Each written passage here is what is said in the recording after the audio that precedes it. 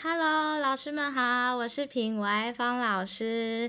端午节快到啦，对，所以我又开始在准备节日的游戏了。那这个游戏呢，其实我自己很喜欢，我有预感我的小孩应该会很喜欢，那我就赶快分享给各位老师。这个呢，就是我会放在我的游戏盒里面哦。对，那还没买的老师也没关系，还是一样可以买的哦。所有每次节日的模板啊、学习单，我都会把它放进来。那学习单就是由圣雅负责哦，当然我也会跟着一起做啦。对，好，那我这一次呢，第一弹就是我的划龙舟的 quiz 游戏哦。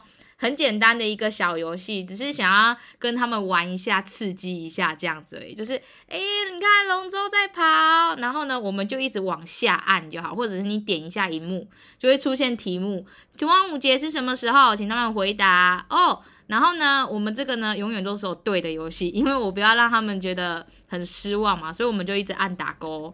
然后呢，再点一下，下一个题目就会出来。你喜欢吃粽子吗？请他们回答。那这个题目一样可以自己换哦。勾。那再点一下，艾草的功用是什么？那他们回答完，打勾。3题结束之后呢，我们再点一下荧幕。好耶！划龙舟结束，就是一个很短暂，但是呢会非常刺激的游戏。就是这个刺激感来源于，就是当然龙舟在这边动的时候，可能他们就会觉得啊好紧张好紧张。然后这个的速度呢是看各位老师去控制的哦，因为我不是设定它自动出现，我是设定它点一下之后啊，这样它点一下，然后呢答对之后，你要自己再点下一个，然后它才会出现题目这样子。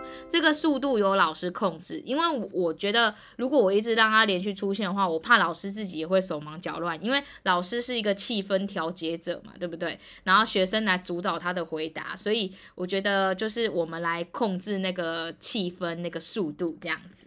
对，那我来跟大家说一下要怎么样换题目，然后其他都不用动哦。题目呢，我们就把它点了，然后把它打开，然后你就会看到3个，然后这边你就可以自己改哦。你要让学生练习句型也可以，比如说你要在，好了，在这个，好，请你用在说一个句子啊，或者是你要念注音哦，你就把它换成注音的拼音哦，就是拼读这样。这个怎么读？这样也是可以的哦，就是各种功能，因为这边就是开放式的回答，就看各位老师怎么样去决定你的答案。因为我最近做的模板会比较偏向开放式一点，因为我知道我们的年龄层都不一样，然后学生的程度其实也都不一样，所以我自己现在面临很多学生程度都是很多，就是都差别很大啦，所以我会希望用开放式的，然后由老师来引导他们回答，这样。就是有点像因材施教吗？就是个别化这样子，每个人有每一个人适合的题目这样子，我觉得这样子会比较有教学效益一点。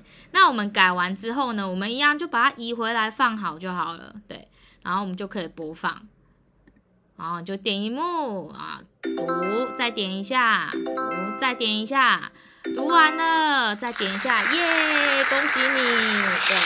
这是一个很简单的划龙舟的游戏，对，就是希望各位老师喜欢哦。那提前也预祝各位老师就是端午节快乐。那别忘了，接下来我们会有一连串的哦。现在是模板，接下来会有学习单哦。对，那还想要买游戏盒的老师一样可以买哦。谢谢各位老师，拜拜。